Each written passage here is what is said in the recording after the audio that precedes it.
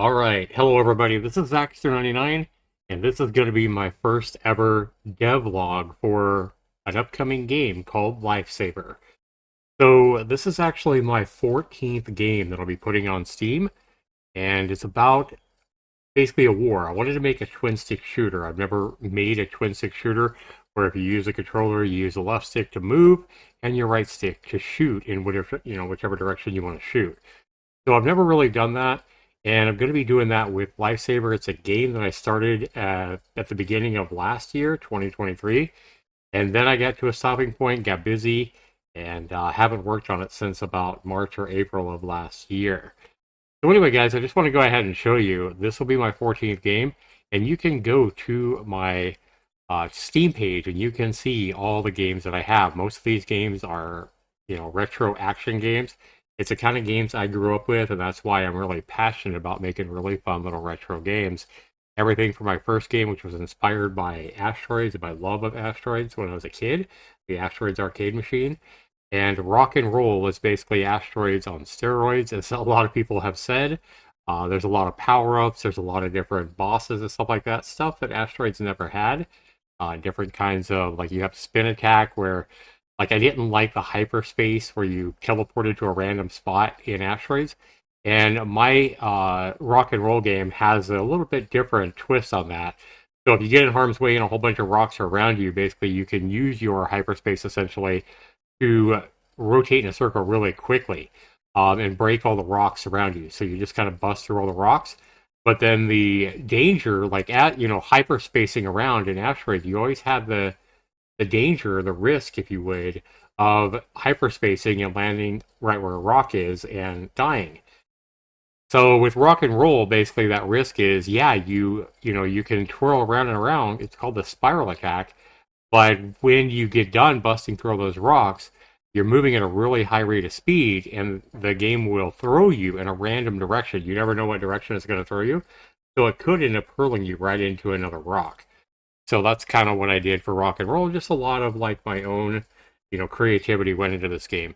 A lot of my creativity has went into a lot of these games. Even Poggers, which is like my own version of old school Frogger, has a lot of my own creativity. So instead of like cars, you're going up against cobras. When you get a bunny home, it spawns a random carrot in a random spot down by the cobras. You go pick that carrot up, and then all of a sudden you get a kung fu the cobras and get revenge. So that's kind of my take on old school Frogger. It's definitely Frogger with my own twist to it, and I was really proud the way that game turned out. So I have a game called The Best BJ. Yeah, it's not what you think. It's obviously Blackjack. And then you see a couple of more space games here with the Zaxterion, which I launched back in the fall of 2022. A Vector Z, which is kind of more of a asteroids type game, but I offer 7 different game modes in this game. So it's not just, classic rock blasting, but there's other modes that have you doing other objectives. So I have my own Brick Breaker game, which I launched back last July.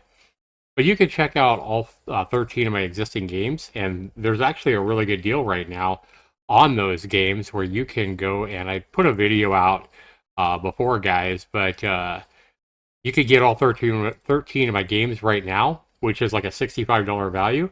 You can actually go into any of these games, and you can see a bundle offer I'm offering right now. As long as at least one person buys my bundle every week, I'm going to keep this bundle going. You can get all 13 games for $13, so that's an 80% discount. So definitely check that out if you're interested. But anyway, back to Lifesaver, guys. So it's going to be a twin stick shooter. This will be my first twin stick shooter ever. And I kind of wanted to make it, kind of a funny or cute, I guess, World War III type game with like no blood or anything like that. And life as we know it will be gone tomorrow. You take control of Superstar Dan. So I made a star character. Wanted to keep it really simple with like circle shapes, trapezoids, diamonds, and stuff like that. And of course, you are the star of the game, right? So I named this guy Superstar Dan, who you'll be taking control of. And you got to try to build a super SSD that can store every DNA on Earth before the world goes up in flames. So in this game, your objective is to collect the resources needed to build an SSD to actually win the game and store all the DNA. For every person man, woman, and child on Earth, so that after the World War, we can rebuild life from those DNA that's stored on the SSD in the future. So that's kind of the idea for the game. And as you can see, guys, if you look at this trailer, which I put this trailer out last like March or April, and you can see I'm just trying to get the concept down, the basic shapes, the basic movement, and wanted to get it working with both, a controller and with a mouse and keyboard. So it is a true twin-stick shooter, and it is made in GameMaker. GameMaker is a game I've used for all 13 of my games so far, and I do plan on moving into the Unreal Engine in the very near future. I'm already taking courses on it, learning how to code in C++, learning a lot of things. However, even my first couple of games in the Unreal Engine will probably be more on the simple side, maybe even 2D games to get me started. But this is kind of the idea of where I was last March or April when I made this video. And you guys can go check this out, as Lifesaver is already on Steam, and hopefully coming here in the next few months. And so I figured I'd go ahead and do a devlog to kind of show you guys where I'm at. So let's go ahead and take a look, guys, at where I'm at from here, and just kind of what I'm doing. So I use classic GameMaker 1.499. They haven't updated this GameMaker since, I think, 2018 was the last time they updated it. I do own GameMaker 2, but I'm just more comfortable and more familiar with GameMaker, and it seems to work just fine for me. So if we go up here and we hit the play button, guys, to show you guys where I'm at now. Actually, before we actually do this, this is kind of my intro screen. Kind of wanted to draw Superstar Dan waving at you. Some of the shapes falling, and either play or exit button. I'm going to have options and stuff like that, leaderboards, everything like that, here as I continue to develop the game. You can see really early version alpha 0.10 right now is all I have. But I want to go in here and I want to show you, rather than altering the code in GameMaker to get back to an earlier version, one thing I really, really like about Steam is you can always go back to an earlier build at any time. So let's go ahead and go back a couple weeks here, guys. Let's go ahead and go back to, say, February 6th here. And let's go ahead and set this build as the default. So on February 6th, we're going to go ahead and set that as the default. And we're going to go ahead and set that in action. We're going to go over here. We're going to go to Lifesaver. We're going to go to Properties. And we're just going to verify the integrity.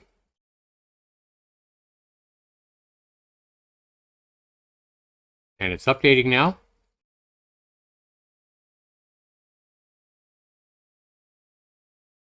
So I started my game development back in 2017 with Rock and Roll. It was probably January of 2017 when I really started working on Rock and Roll. It took me about 6 or 7 months to launch that game. Launched it by August of 2017. And it was really, it was kind of a mess, to be honest. I had a lot of different fonts, a lot of early, new developer things that I did wrong. Like I think I had like 10 different fonts and all different colors and stuff like that across the top for the UI. And it looked pretty damn bad. So then I did a massive overhaul, I think in 2019 for the game, a couple of years later. And then a lot of different updates as I added stuff to the game. I think I have over 100 updates in Rock and Roll now. But anyway, let's go ahead and go back and let's play a Lifesaver and show you what it was looking like a couple weeks ago, or 10 days ago or whatever. So it pretty much looks the same. You can always hit the tab in almost any of my games to go full size and windowed, as you see there. We're going to go ahead and hit play here. And I did redraw Superstar Dan over that simple, over the simple star that it used to be, as you saw in the trailer. You can see in the trailer on Steam now. All the collision detection does work right now. If you get hit by an enemy, you lose health over here. That shows your health right here. These green balls leave toxic ooze. It definitely does a lot of damage to you if you go across it. And then the twin-stick shooter does work with both a controller, or you can use a keyboard and move this arrow around and shoot wherever your arrow is. So that's kind of like that. But then what I wanted to do is, since I had a face on Dan, I wanted to go ahead and make faces on these enemies here. I figured that would give it a little bit more life. And I also wanted to add some, like, people running around. Since this is supposed to be a war, I kind of wanted to run the chaos. What kind of wanted to add chaos of people just running around every which way as they might if they're panicking in a wartime situation. So right now in this game, you pick up these soul shards, if you would, and you get a soul multiplier. So the soul multiplier basically multiplies this 1.70 times your score for every enemy that you kill. So basically, the bigger this is, the higher your score will be, and the quicker it'll add up. So notice right now I don't have any idea where the doors are, so I have to kind of move about the screen and find the doors. So you have an upgrade room here with a green door, and a go move on to the next level is the white door. So right here you have a choice here, guys, between do I want to get some health, and I definitely need health, and it costs 9, and these are kind of random numbers every time, or do I want to increase my armor protection, which is shown up here, by 5% for 8 shards. Well, here I definitely need the health more than I need the armor right now, so I'm going to go ahead and choose that, and I jump from 28 to 58% health. And then I can go back through the door and I can continue to battle. I don't have any part of the building the SSD yet. That's kind of what this is. This is like copper, different elements that I'm going to have you have to collect to build the SSD. I'm going to add a workbench in that upgrade room where you can go and start working on your SSD that you need to build. That's kind of the plans, but all this may change as I continue to develop the game. I don't really have a clear idea of exactly how I'm going to do that as of yet. Right now, I was more focused on making sure the game is fun. So anyway, guys, let's go ahead and get out of this. And what I wanted to do here, guys, is I wanted to go ahead and start adding some faces for the balls. And I just wanted to start simple and just see if I liked them. So you see here that I'm not a very good artist, but I went in here and just kind of sketched out some faces, to put on the balls. And I think I did a pretty decent job of drawing these faces. And I'll show you what these actually look like here in just a second. I'm going to have to go change the build. I also drew faces for the trapezoid that you have here. And if we go in here, again, the faces look pretty decent here, but I didn't really know what they would look like once I put them on top of the trapezoids. And so that's what I'm going to show you guys now. I'm going to go ahead and update the build to like a few days ago and show you what those faces look like. Hi guys, welcome back. So I did update the build to Alpha 0.5, which was a couple of days ago. And I want to show you guys what those faces look like on the balls and the trapezoids here when I put them in play. And I also added some like stick figure, an asset I found for, I think it was free online, and I added that to the game as well. So it definitely will probably be in the game. So you got to see the girls. I colored these stick figures here. I guess they're more than stick figures, kind of fancy stick figures. But I colored them pink and blue. And you can kind of see here the faces here, guys. On both the trapezoids and the balls. Now, once I put these in, they look alright, but somehow the faces that I drew just don't look as good as I thought they would when I drew them. So I was like, damn. So I also got these stick figures so that if they take too much damage, right, they will drop, and you have to go heal them. But you can't heal them until after you clear out all the enemies. The enemies left are shown down there at the bottom. We have 2 enemies left.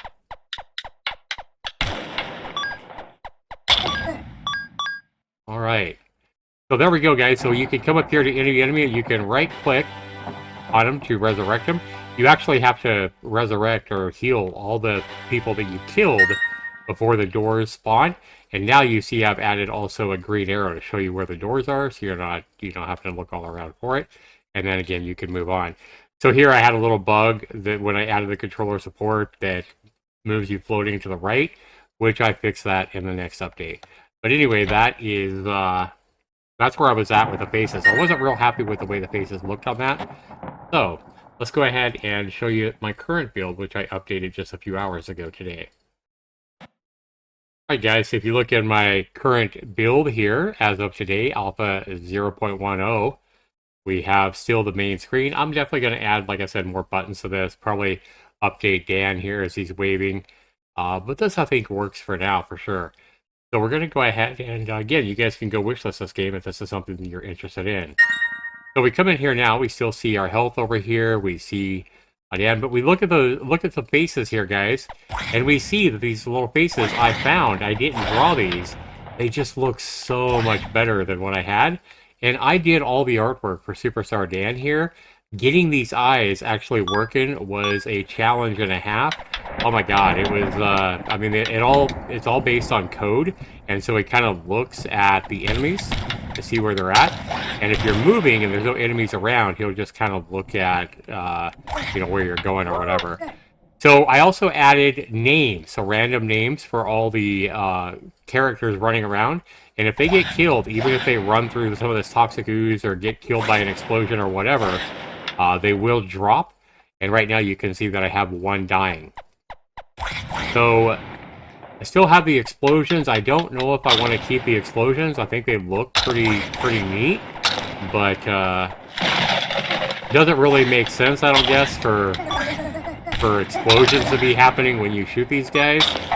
But yeah, 3 people, and because it's blue, those are all guys' names. They all died at once. So anyway, you guys can see that I fixed the drift that I had moving right here. But now you just kind of come over to these guys and it says, hey, do you want to save? And it tells their name as well. You can right click. Now to save these guys, you have to use a soul shard.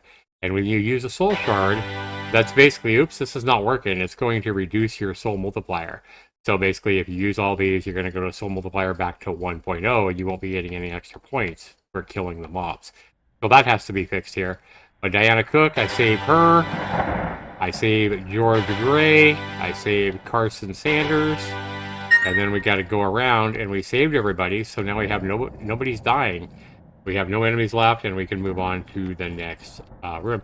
I also added the rain here to this version of my game. So now we come in here, and obviously we don't have enough soul shards to, you know, buy either health or armor.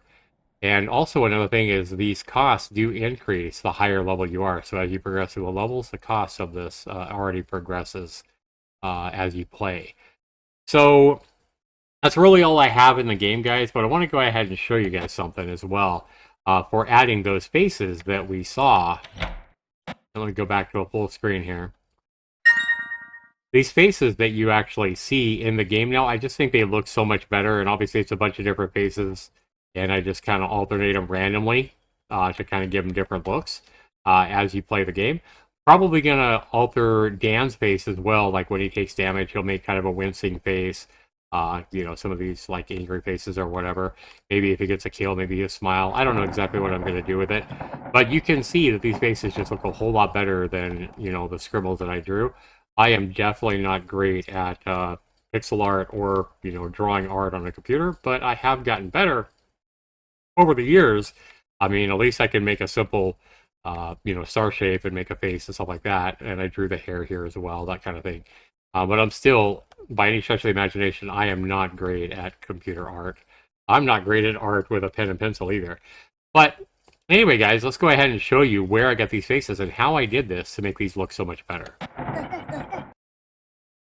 So I was Googling, like, you know, pixel faces, pixel drawings. I already had my balls and my trapezoids drawn, so I didn't need to actually get shapes with faces. All I really needed to get was the expressions. As you can see, I've already done a search for face expressions, and so I just went to iStock here, and I went in, not funny face expressions. What I did is I just did face expressions, and I did this, and suddenly I started finding art.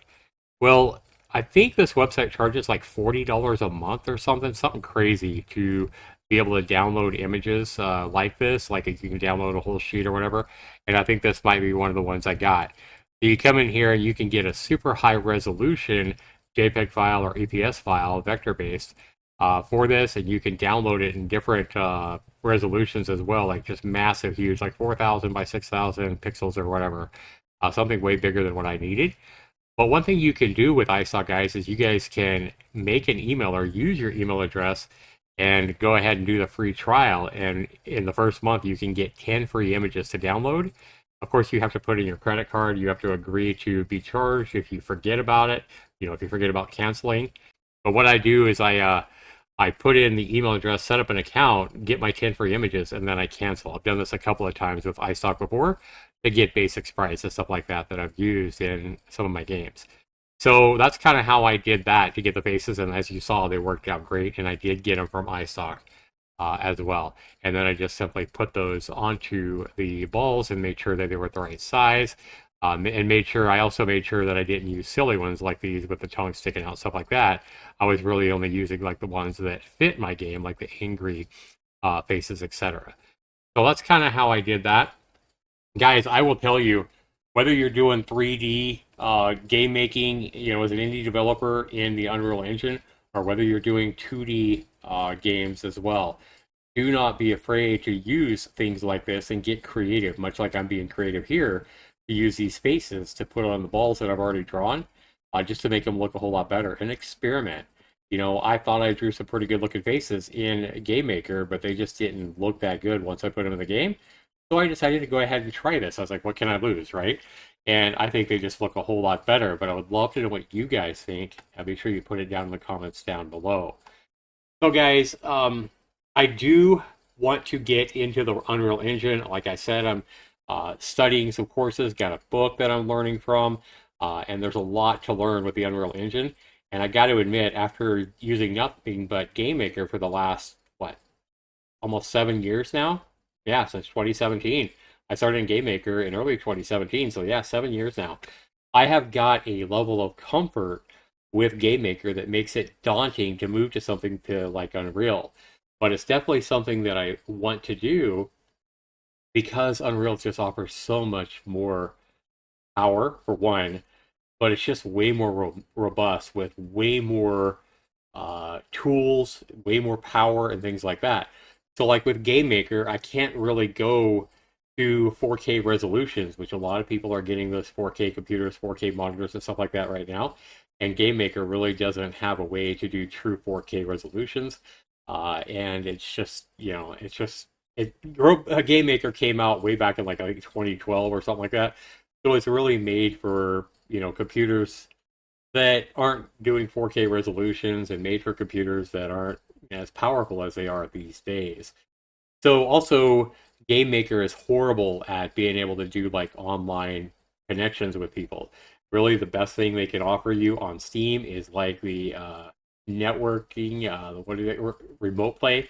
Steam's remote play is like the best way to connect you with friends in GameMaker. And if you ever played any remote play games, you kind of know that those are a lot laggier than what it would be if you had a real, online connection, even if it was direct to a peer. Just having direct online rather than remote play is just going to work a whole lot better. And Unreal really offers that, makes that a lot easier as well. So my plans are to get into the Unreal Engine, but I have a couple more games that I want to go ahead and launch because I've already paid for them on Steam. I want to get those out so that I'm pretty much done with GameMaker because learning Unreal is going to be enough to try to remember.